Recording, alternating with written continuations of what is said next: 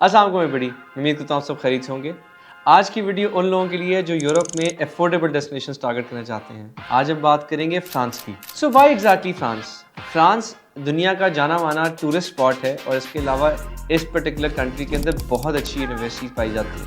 यहाँ की main currency euro है, ऑफिशियल लैंग्वेज फ्रेंच है, यानी आपके लिए प्रेफर्ड ऑप्शन ये है कि आप फ्रेंच लैंग्वेज सीख के जाएं। अगर हम वीज़ा एक्सेप्टेंस रेट की बात करते हैं, यहाँ पे anyway between 70 to 75% visa ratio इस टाइम पे चल रही है। Now let's discuss tuition fees और लिविंग कॉस्ट।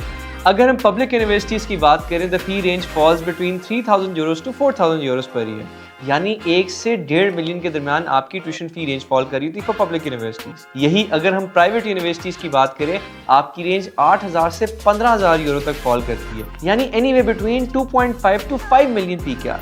अगर मैं लिविंग कॉस्ट की बात करूं तो the budget range falls between 10,000 euros to 12,000 euros.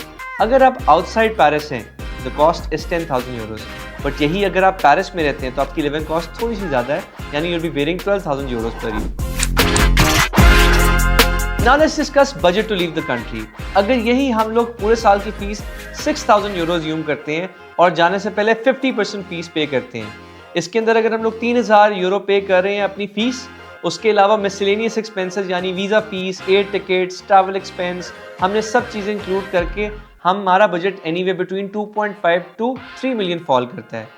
यानी इसके अंदर हम यहाँ से जा तो सकते हैं, बट वहाँ पहुँचने के बाद हमारी जो 40 लाख प्लस की लिविंग एक्सपेंस है वो मैनेज करने के लिए हमें लैंग्वेज आना बहुत ज़रूरी है। Now let's talk about working rights. आपको during the degree 20 hours per week काम करना अलाउड है और ड्यूरिंग वेकेशंस आप 40 hours per week full time काम कर सकते हैं। However, I would like to emphasize here again कि अगर आपको ज़बान नहीं आती तो और जॉब सिक्योर करना becomes very difficult, और अगर आपको ज़बान आती है तो लिविंग एक्सपेंसेस आप वहाँ पे जाके मैनेज कर सकते हैं। Now let's discuss the timeline.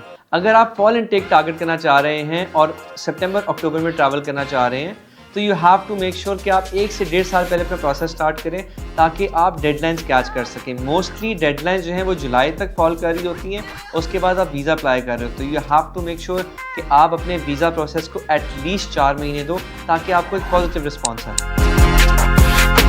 Lastly, let's discuss the topic you all have been waiting for: post study work permit and immigration pathway. अगर हम post study work permit की बात करें, अगर आप अंडरग्रेड में जा रहे हैं तो unfortunately there is no post study work permit for you. However, अगर आप पोस्ट ग्रेजुएट के लिए जा रहे हैं यानी मास्टर्स प्रोग्राम के अंदर इनरोल कर रहे हैं और एक ऐसे प्रोग्राम के लिए इनरोल करें जो कि RNCP सर्टिफाइड है, यानी उनकी लोकल गवर्नमेंट बॉडी उस इंस्टीट्यूशन को रिकग्नाइज करती है, you will be allowed to find a job within the 12-month period post your graduation. Now let's assume आपने मास्टर्स की डिग्री ख़त्म की कि एक RNCP सर्टिफाइड यूनिवर्सिटी से और आपको 12 महीने का पोस्ट स्टडी वर्क परमिट मिला। उस दौरान आपने जॉब ढूंढी, आपको जॉब वालों ने स्पॉन्सर किया और आपने for a total period of 5 years वहाँ पे काम किया।